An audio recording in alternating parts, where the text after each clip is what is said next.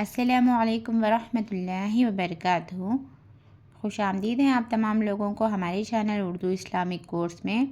ہمارے چینل میں اشرفی تعلیم کے 4 بکس اپلوڈ ہو کر ہے۔ آج میں آپ لوگوں کو اشرفی تعلیم بک نمبر 5 کو سکھاؤں گی۔ کسی کے ریکویسٹ سے میں نے اس بک کو بھی پڑھانا سوچی، اشرفی تعلیم بک نمبر 5 کو بھی۔ ہمارے اس چینل میں تعلیم الاسلام سکھا رہی ہوں میں پریزنٹ، مگر اس کو تھوڑا روک کر اشرفی تعلیم سٹارٹ کر رہی ہوں کسی کے ریکویسٹ سے۔ تو آج اس کے ہونے کے بعد میں تعلیم الاسلام کو ضرور پڑھاؤں گی انشاءاللہ۔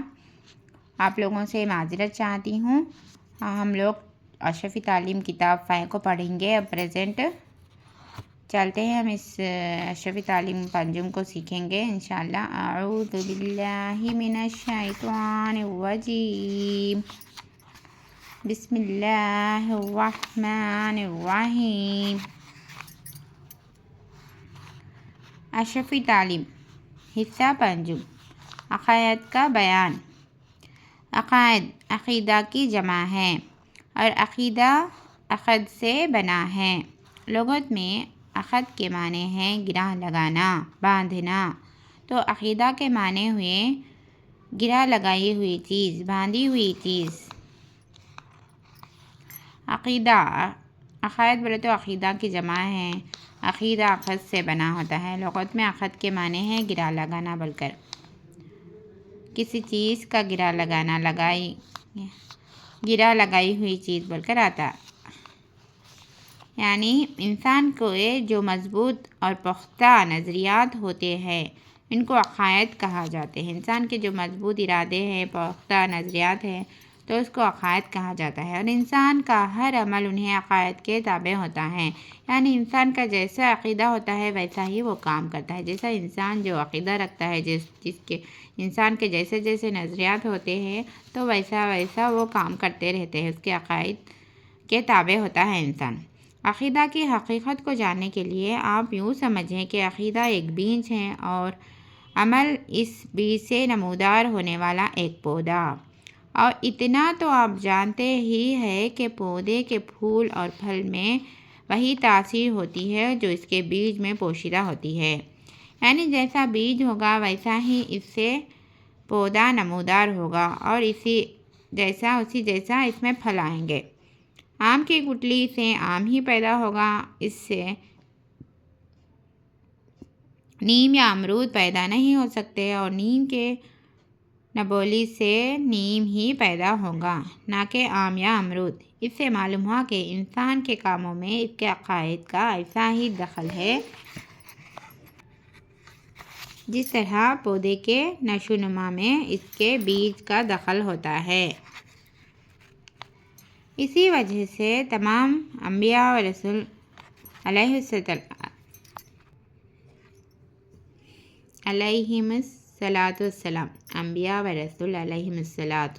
نے اپنی دعوتی سرگرمیوں کا آغاز اور تبلیغی جدوجہد کی شروعات انسانوں کے عقائد کی اصلاح سے کی ہے۔ یعنی انبیاء السلام، رسول علیہ السلام سب جنے اپنی دعوتی کاموں کا آغاز اور تبلیغی جدوجہد انسانوں کے عقائد کی اصلاح کر کے کی۔ اپنے اپنے زمانے کے ہر نبی اور اپنے اپنے دور کے ہر رسول نے سب سے پہلے اسلامی عقائد تسلیم کرنے پر لوگوں کو آمادہ کیا، اور عقائد کی اصلاح کے بعد ان سے اعمال کا مطالبہ کیا۔ اس سے اصلاح عقائد کی اہمیت بخوبی سمجھی جا سکتی ہے۔ اب یہ عقائد کا معنی ہم سیکھیں۔ عقائد کا معنی یہ ہے بول کرے انسان کا مضبوط اور پختہ نظریات ہوتے ہیں، عقائد کہا جاتا ہے ان کو۔ آم کی گٹلی سے آم ہی پیدا ہوتا بول کرے، نیم کے سے نیم ہی آتے بول کر، نیم ہی پیدا ہوتا بول کر، سب جیسا عقیدہ ہوتا ہے ویسا کام انجام ہوتا، اور رسول اور انبیاء سب لوگ تبلیغی جدوجہد کی شروعات انسانوں کے عقائد سے کیے، یہ سب ہم الحمدللہ سیکھ چکے ہیں۔ اب اسلام کی بنیادی عقائد کو سیکھیں گے۔ اسلام کے بنیادی عقیدے۔ اسلام کے بنیادی عقیدے 3 ہیں۔ کیا ہیں؟ فرسٹ والا ہے توحید، سیکنڈ والا رسالت، تھرڈ آخرت۔ کیا کیا ہے؟ توحید، رسالت اور آخرت۔ اسلام کے بنیادی عقیدے 3 ہیں: توحید، رسالت، آخرت۔ اب ہم توحید کے بارے میں سیکھیں گے۔ توحید لغت میں توحید کے معنی ہے ایک ماننا، ایکتا جاننا، اور دین اسلام کی اصطلاحات میں توحید کا مفہوم یہ ہے کہ پوری کائنات کے خالق و مالک کے یکتا ہونے کا یقین کامل رکھنا اور صرف اسی ایک ہستی کو عبادت کے لائق سمجھنا۔ دین اسلام میں کیا ہے؟ توحید کا مفہوم یہ ہے کہ پوری کائنات کے خالق و مالک ایک ہی ہے، ایک بول کر یقین کرنا، اسی ایک ہستی کی عبادت کے لائق سمجھنا۔ جب آپ اس کائنات کا کاریگری اور گہرائی کے ساتھ مطالعہ کرے تو آپ کو کائنات کا ہر ذرے میں ایک مربوط نظم و ضبط نظر آئے گا، کہیں بے ترتیبی اور بے نظمی دکھائی نہیں دے گی۔ اللہ تعالیٰ کا ارشاد ہے اِنَّا كُلَّ شَيْءٍ خَلَقْنَاهُ بِقَدَرٍ۔ سورہ قمر کی آیت نمبر 49 ہے۔ اس کا ترجمہ یہ ہے کہ ہم نے ہر چیز کو ناپ تول کر پیدا کیا۔ کائنات کو ہم باریکی سے دیکھیں تو ہم کو سمجھ میں آئے گا کہ ہر ذرے کے ایک مربوط نظم و ضبط نظر آئے گا، کہیں بے ترتیب نہیں دکھے گا۔ اس دنیا کو بنانے میں اللہ تعالیٰ نے کچھ بھی کمی و بیشی نہیں رکھی۔ زمین اور آسمان اور پوری خلقت کو بنانے میں اللہ تعالیٰ کچھ بھی کمی و بیشی نہیں رکھے۔ اللہ تعالیٰ نے پورے کو ناپ تول کر پیدا فرمائے۔ یہ منظم جہاں اور مربوط کائنات اس بات کی روشن دلیل ہے کہ اس کا خالق و مالک اور فاتر و مدبر صرف اللہ وحدہ لا شریک لہ ہے۔ اس دنیا میں رہتے ہوئے بے شک ہم اللہ کو نہیں دیکھ سکتے، مگر کائنات کے تناظر میں اللہ کا وجود اتنا محقق اور ثابت ہے کہ اس میں ذرہ برابر بھی شک و شبہ کی گنجائش نہیں ہے۔ جب آپ اس دنیا میں کوئی بنی ہوئی چیز دیکھتے ہیں تو فوراً آپ کا ذہن اس کے بنانے والے کی طرف مبذول ہوتا ہے۔ مثلاً جب آپ کوئی مکان دیکھیں گے تو اس کے معمار کا تصور ضرور آئے گا۔ کسی کارخانے پر نظر پڑے گی تو اس کے بنانے اور چلانے والوں کی طرف ذہن خود بخود منتقل ہوگا۔ کسی گھڑی کو دیکھیں گے تو گھڑی ساز یاد آ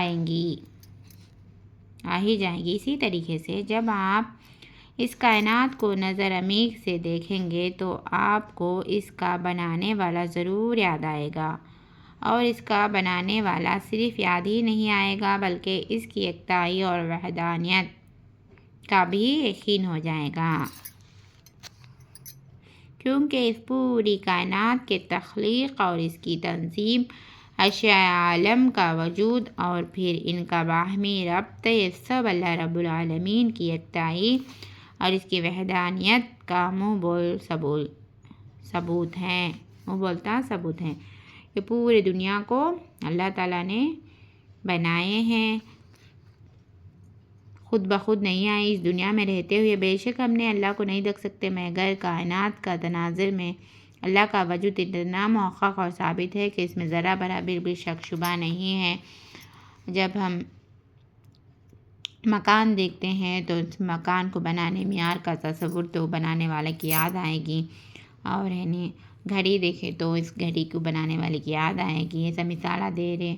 اسی طریقے سے اس کائنات کو دیکھ رہے تو کائنات کی بنانے والی اس کی یکتائی اور اس کی وحدانیت کا یقین ضرور آئے گا ہم کو دماغ میں، کیونکہ اس پوری کائنات کی تخلیق اور اس کی تنظیم، اشیاء عالم کا وجود اور پھر ان کی باہمی ربط، یہ سب اللہ رب العالمین کی یکتائی اور اس کے وحدانیت کا منہ بولتا ثبوت ہے۔ حضرت آدم علیہ السلام سے لے کر نبی آخر الزماں حضرت محمد صلی اللہ علیہ وسلم تک تمام انبیاء اور رسول کے مشترک کے تعلیم کے بنیادی عنصر توحید باری تعالیٰ رہا ہے۔ ہر نبی اور ہر رسول نے لا الہ الا اللہ کا مژدہ سنایا اور وجود باری تعالیٰ کے ساتھ ساتھ وحدانیت کو بھی قابل قبول دلائل سے ثابت کیا۔ اس لیے صرف اللہ وحدہ لا شریک لہ کو واحد و یکتا یقین کر کے اس کی عبادت کرنی چاہیے، یہی توحید کا مفہوم ہے۔ عقیدہ توحید کے تفصیل۔ توحید سیکھیں ہم اب۔ توحید کی تفصیل کیا ہے؟ عقیدہ توحید کے سلسلے میں 3 عنوان یاد رکھیے۔ کیا ہے یہ؟ فرسٹ والا اللہ کی ذات کی یکتائی، سیکنڈ والا اللہ کی صفات کی یکتائی، تیسرا اللہ کی صفاتی کے تقاضوں کی یکتائی۔ ذات کی یکتائی کا مفہوم۔ ذات الہی کی یکتائی کا مفہوم یہ ہے کہ اللہ رب العزت کی ذات اور اس کی حقیقت میں کوئی دوسرا شریک نہیں ہے، اس لیے نہ تو اس کا کوئی باپ ہے اور نہ اس کی کوئی ماں ہے۔ اللہ تعالیٰ کے نہ کوئی باپ ہے نہ کوئی ماں ہے اور نہ ہی اس کا کوئی اولاد ہے، کیونکہ والدین اور اولاد حقیقت میں مشترک ہوتے ہیں۔ اللہ تعالیٰ کا ارشاد ہے لم یلد ولم یولد، یعنی نہ اس نے کسی کو جنا اور نہ وہ کسی سے جنا گیا۔ اسی طرح اللہ تعالیٰ کی ہمسری اور برابری بھی کوئی نہیں کر سکتا، کیونکہ ہمسری اور برابری کے لیے ذات اور حقیقت میں شرکت ضروری ہے اور اللہ اس سے بالکل پاک ہے۔ اس کی ذات و حقیقت میں ذرا برابر بھی کوئی شریک نہیں ہے، لہٰذا اس کی ہمسری اور برابری بھی کوئی نہیں کر سکتا۔ اللہ تعالیٰ کے برابر کوئی نہیں ہو سکتا، اس کی ذات کی اس کی ہمسری اور برابری کوئی بھی نہیں کر سکتے۔ اللہ تعالیٰ ایک ہے، نہ کوئی اس کے باپ ہے، نہ ماں ہے، نہ اولاد ہے، نہ اس نے کسی کو جنا اور نہ وہ کسی سے جنا گیا ہے۔ وہ ایک اور یکتا ہے۔ لم یلد ولم یولد ولم یکن لہ کفوا احد۔ اللہ تعالیٰ کا ارشاد ہے کہ ولم یکن لہ کفوا احد، ترجمہ، اور اس کا کوئی ہمسر نہیں، اس کے جیسا کوئی بھی نہیں، اس کا ہمسر کوئی نہیں۔ صفات کی یکتائی۔ دوسرا سیکنڈ والا پہلے اللہ کی ذات کی یکتائی سیکھے ہم کہ اللہ کی ذات ایک ہے، اس کے جیسا کوئی نہیں ہے، اس کے برابر ہمسری کوئی نہیں ہے، اس کے جیسا کوئی بھی نہیں ہے۔ لم یلد ولم یولد ولم یکن لہ کفوا احد۔ صفات کی یکتائی کا مفہوم۔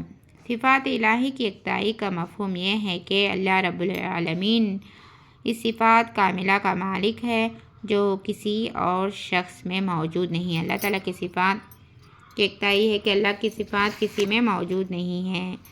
اللہ رب العالمین اپنے علم، اپنے ارادے، اپنی قدرت غرض ہے کہ اپنے ہر صفت میں اکیلا اور بے مثل۔ اللہ تعالیٰ اپنے ارادے میں، اپنی قدرت غرض ہے کہ اپنی ہر صفت میں اللہ تعالیٰ کی جتنے بھی صفات ہیں، صفاتی نام ہیں 99 اللہ تعالیٰ کے نام ہیں، اس میں کسی کو بھی ہم دوسروں کو نہیں کہنا ہے، صرف وہ اکیلا ہے، اس کے صفت میں اکیلا ہے، دوسروں کو تشبیہ نہیں کرنا ہے ان کے ناموں میں۔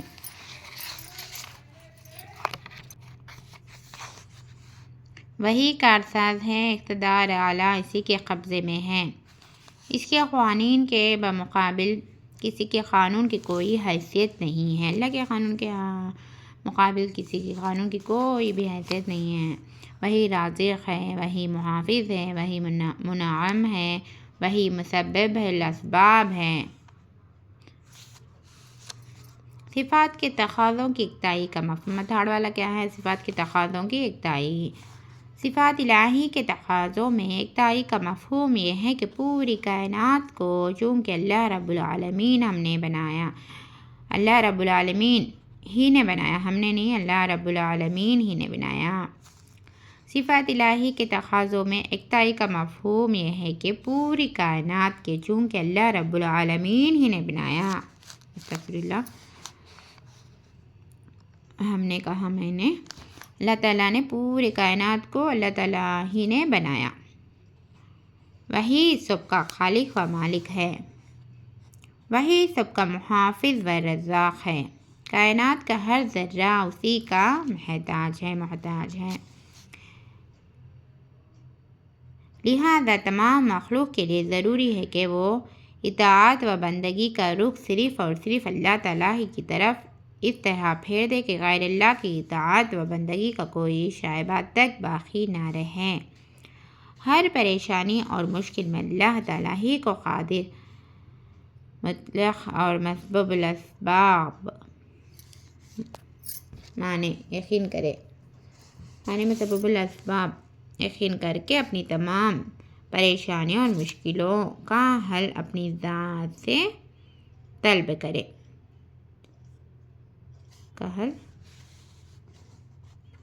جتنے بھی پریشانیاں آئیں، مشکل آئے، ان کا حق اللہ کی ذات سے طلب کرنا چاہیے، یعنی اپنی ذات، اللہ کی ذات سے طلب کرنا چاہیے۔ یعنی صفات کے تقاضوں کی اکتائی کیا ہے؟ اللہ تعالیٰ کو خالق، مالک۔ صفات الہی کے تقاضوں میں اکتائی کا مفہوم یہ ہے کہ پورے کائنات کو چونکہ اللہ رب العالمین نے بنایا، سب کا خالق و مالک ہے، وہی سب کا محافظ ہے، رزاق ہے، کائنات کا ہر ذرہ اسی کا محتاج ہے، لہذا تمام مخلوق کو بھی ضروری ہے کہ وہ اطاعت اللہ ہی کے پاس، پورا دنیا کو اللہ تعالیٰ ہی نے بنایا، اس لیے ہم چاہیے کہ پورا دنیا کا تمام مخلوق کا رازق، محافظ سب خدا ہی ہے کائنات کا، تو ہمیں بھی چاہیے کہ ہم اللہ ہی کی بندگی کریں، اطاعت کریں اور صرف اللہ تعالیٰ ہی کی طرف پھیر دیں، اور غیر اللہ کی اطاعت و بندگی کا کوئی شائبہ کوئی باقی نہیں رہے، صرف غیر اللہ کی عبادت بالکل نہ کرے، کوئی شبہ تک نہیں رہے، شائبہ تک نہ باقی نہ رہے بندگی کا، غیر اللہ کی اطاعت کرنے کی۔ ہر پریشانی، جتنے بھی پریشانی ہیں، مشکل ہو، اللہ تعالیٰ ہی کو ہمیں قادر سمجھ کر جتنے بھی پریشانیاں ہمیں ہیں، صرف اور صرف اللہ تعالیٰ سے ہی، اللہ کی ذات سے ہی ہمیں طلب کرنا چاہیے، اللہ سے ہی مانگنا چاہیے، غیر اللہ سے کوئی دعائیں نہیں کرنا چاہیے اور کوئی بندگی کا کوئی شائبہ تک غیر اللہ سے ہمیں نہیں کرنا چاہیے۔ اب ہم الفاظ کے معنی کو لیں گے۔ تابع کا معنی ہے ماتحت، نظریے جمع نظریات بولے تو اصول، نمودار ہونا بولے تو ظاہر ہونا، نشو و نما بولے تو پھولنا پھلنا، گہرائی اور گہرائی کے ساتھ مطالعہ کرنا بولے تو بہت ہی دھیان سے دیکھنا، مربوط بولے تو بندھا ہوا، منظم بولے تو وہ چیز جو انتظام کے ساتھ ہو، فاتر بولے تو بغیر اسباب کے پیدا کرنے والا، مدبر بولے تو تدبیر کرنے والا، محقق بولے تو ثابت، ذہن مبذول ہونا، ذہن منتقل ہونا، یاد آنا بول کر، معمیر کا تو عمارت بنانے والا، معمار بولے تو، نظر عمیق سے دیکھنا بولے تو گہری نظر سے دیکھنا بولے تو، نظر عمیق سے دیکھنا یعنی گہری نظر سے دیکھنا، بنیادی عنصر اصلی بنیاد بول کر، مزدہ بولے تو خوشخبری،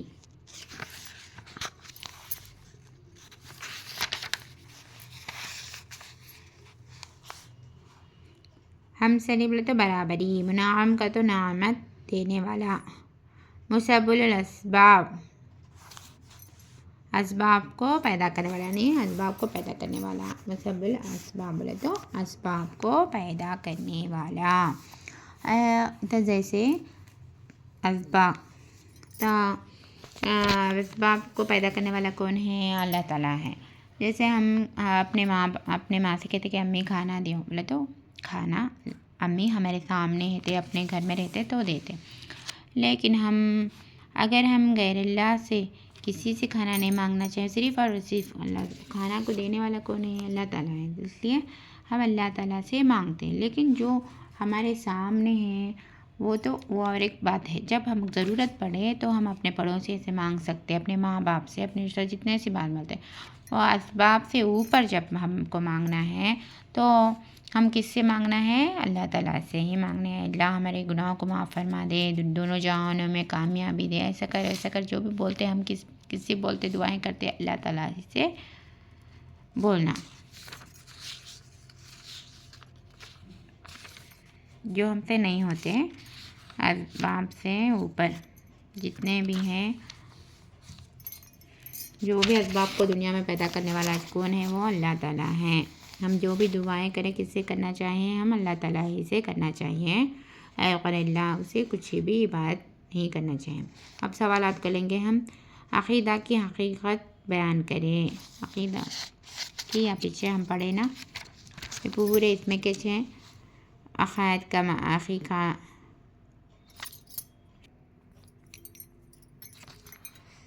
عقائد کیا ہے ہم سیکھے سو عقائد یعنی عقیدہ کی جمع، کی حقیقت کیا ہے سب ہم سیکھے نا۔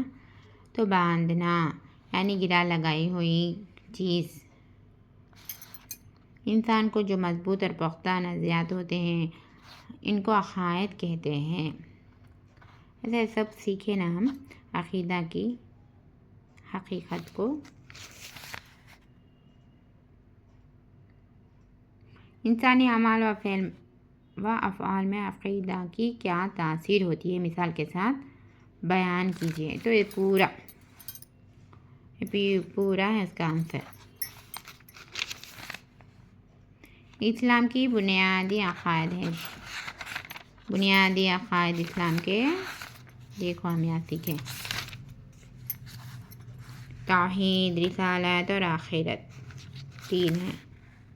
توحید کی حقیقت ہے اور اس کے تقاضوں کے اقتضاء کے مفہوم، توحید پر ایک مختصر مضمون، یہ سب ہم سیکھے اس میں۔ پیچھے آپ ہم لوگ تو تمام آنسر سیکھے۔ توحید بولے تو کیا ہے، اس کے عقائد ہیں، صفات کے تقاضوں کی اقتضاء، یہ سب سیکھے۔ الحمدللہ یہ سبق کمپلیٹ ہو چکا عقائد کے بیان کا، اس میں توحید ہے، اس کے صفات ہیں، سب سیکھے۔ اسلام کی بنیادی عقائد یہ سب الحمدللہ ہم سیکھ چکے۔ ہم لوگ اشرفی تعلیم کے 5 حصہ نمبر 5 پارٹ 5 میں تو اس کو فرسٹ سبق کو سیکھ چکے الحمدللہ۔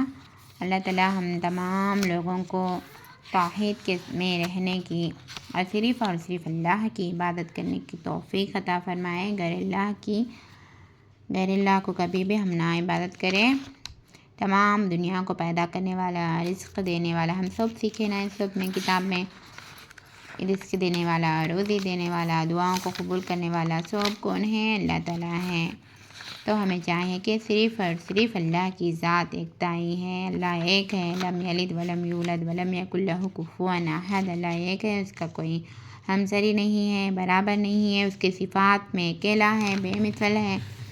اللہ تعالیٰ ہی محافظ ہے، اسباب کا بنانے والا ہے، رزاق ہے۔ ہم یہ سب سیکھ چکے، ہم لوگ صرف اور صرف اللہ ہی کی عبادت کرنے کی توفیق اللہ تعالیٰ ہم تمام لوگوں کو دے، اسلام پر رہنے کی، اسلام پر چلنے کی توفیق اللہ تعالیٰ ہمیں دے۔ السلام علیکم ورحمۃ اللہ وبرکاتہ۔ اللہ حافظ۔